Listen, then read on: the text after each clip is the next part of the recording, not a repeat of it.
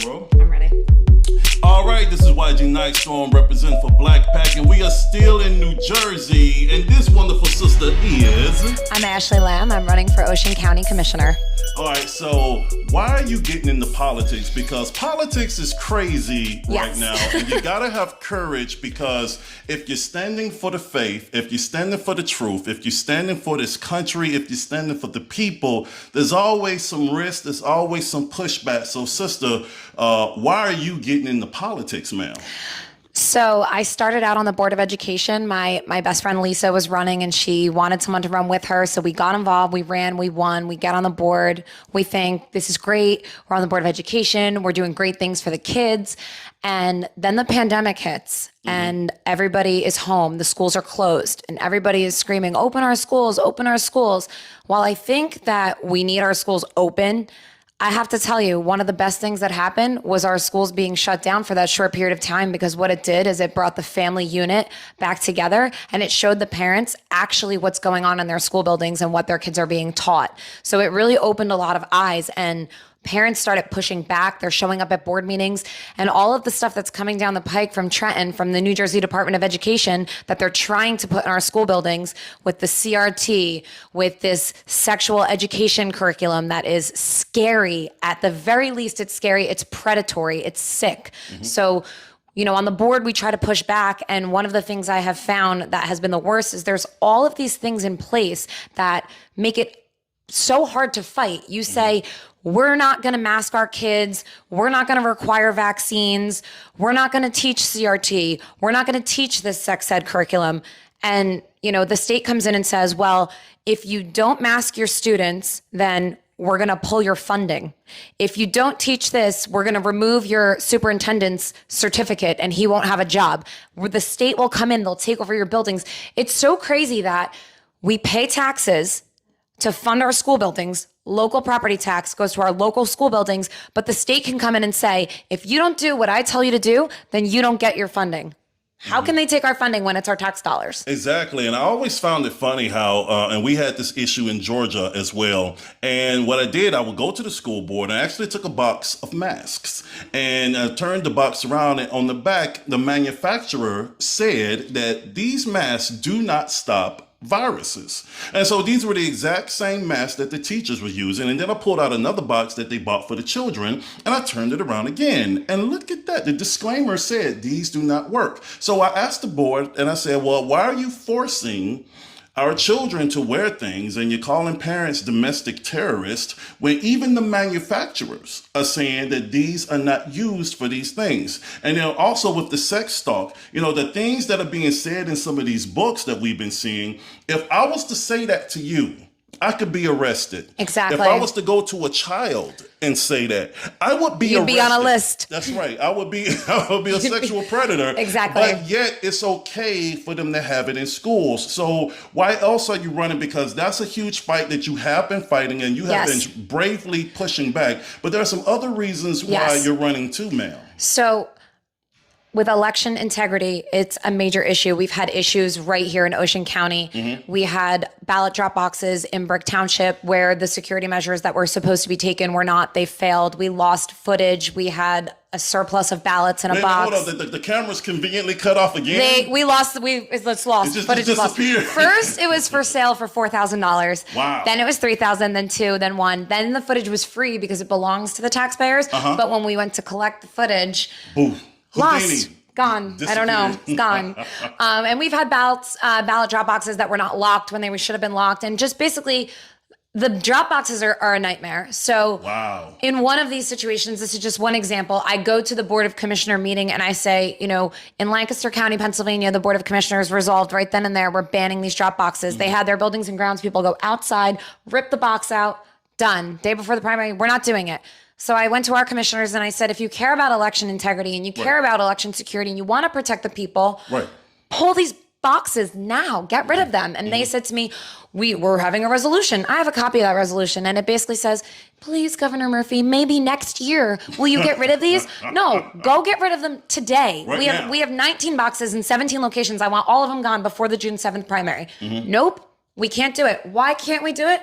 My commissioners tell me, well, we can't fight the state government because if we don't do what they say, then they won't certify our election or they won't do this, and we can't fight City Hall. And the bottom line is that government was never meant to be a trickle-down system. Government was always we the people, for the people, by the people. Yes. That's what it was meant to be. It's the people represent their needs, and the will of the people is supposed to be represented by the local elected officials and driven up the chain of command. It was never meant to be whatever happens in Washington trickles down to the rest of the country. And if, your governor says you can or can't do this, then that's it. Why do we have local officials if they don't represent us? At first, I wanted to run because I thought we had bad representation. Now I realize that we have no representation at all. And everybody's afraid because they have a county job or they're getting a kickback. Ocean County is under investigation by the FBI right now for an illegal jobs for kickbacks scheme happening right now under investigation. We're waiting to hear what comes of it, but nobody will help. Nobody will fight back because they're all getting paid and they're afraid of losing the money. And that's one thing that a lot of people don't really realize on how government and politics works. And this is why we need public servants over politicians. Exactly. Because politics, ladies and gentlemen, is a business. And we already have been seeing how the establishment Democrat Party and the establishment GOP Party have been working cohesively together for a very long time to put certain politicians in place, because when these bills come up and they put the pork in those bills and that money is distributed into these different districts for these politicians, the money finds its way to special interest. Yes, it because does. This is what the business of politics is, and it should not be that way. It should be about public servants putting the people first. What do you think about that? I think that anytime you have people who are career politicians with no real skill set and no real job, what are you going to come out with? You do this, I'll give you this, I'll pay you this. I mean, we have a politician in Ocean County right now who he's the head of an airport. I said, does he fly planes? No. Is he a flight attendant, an air traffic controller? Does he mow the lawn at the airport? No. What does he do there? He collects $100,000 paycheck. Wow. For what? We need people who are not bought and paid for by the government to represent the will of the people that they live amongst. Like we have Congressman Chris Smith, 42 years as a congressman. He does not even live here. He's our congressman, but he doesn't live here. You need real people that live amongst their constituents to represent the will of the people. Public servants, like you said, over politicians. Exactly. I'm a small business owner.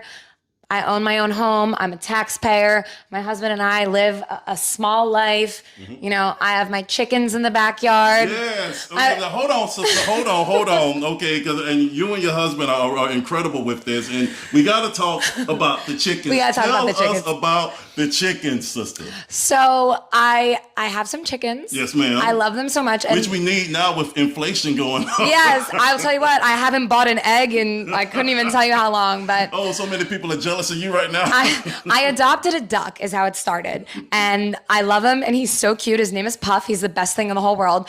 And then a friend of mine, her flock of chickens got attacked by a hawk, and she had one chicken who was really handicapped and couldn't live with the flock because there's a pecking order that's a real thing. So she was at risk. So she was like, who wants a handicapped chicken? And I was like, a handicapped it's me. I want her. Can I have her? So I took her in and I rehabbed her back to health. She was the best thing ever. And I'm like, I just need more. And there's this thing in the chicken community called chicken math. And you're like, I'm going to get this chicken coop. I'm going to get 2 chickens. And then all of a sudden it's 5, then 7, then 9. And I'm in a chicken group on Facebook, and there's people that are like, I have 475 hens. I'm like, what? Wait a minute, so there's actually a group on Facebook about chickens. Yes, yeah. It's so great though. I love it. It's awesome. It's, people, what's going on with Bidenflation? Yes. The movement to be sustainable is incredible. People are farming in their backyards. They're keeping livestock. They're learning how to become self-sufficient. People are realizing what's going on in today's America is not what they want. And they're turning the clocks back to yesterday's America, where people were self-sufficient, where people did, raise animals and grow gardens, and they learn how to be self-sufficient. Self-sufficient. Yes. So Okay, so to wrap this up, I want to say this because I've had the tremendous pleasure of really getting to meet a lot of great people here, a lot of great patriots here. And I want to tell you this, true public servants are willing to serve the people even when it's hard. Yeah. True public servants are willing to do the hard work even at their own risk or cost. And I will tell you this, sister, from hearing you and watching you, and I want to say congratulations to you and your husband on all the things you guys have been doing in the community, on all the people that you guys have been inspiring, your faith-based walk, your business walk, and now your political walk. I want to say I wish you all the luck in the world. And how can people find you? Thank you so much. So they can find us on Facebook for America First Republicans for Ocean County. They can find me personally on Instagram at gop.ashley. They can find us on our website, americafirstrepublicans.com. It's America1ST, Republicans.com.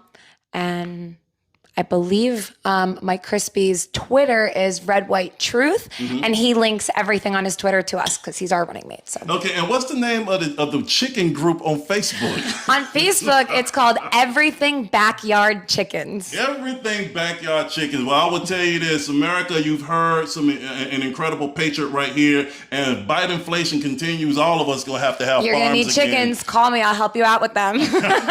Well, God bless you guys. God bless this country. Let's go get them. And Black Pack. Absolutely, Black Pack. Thank you so much.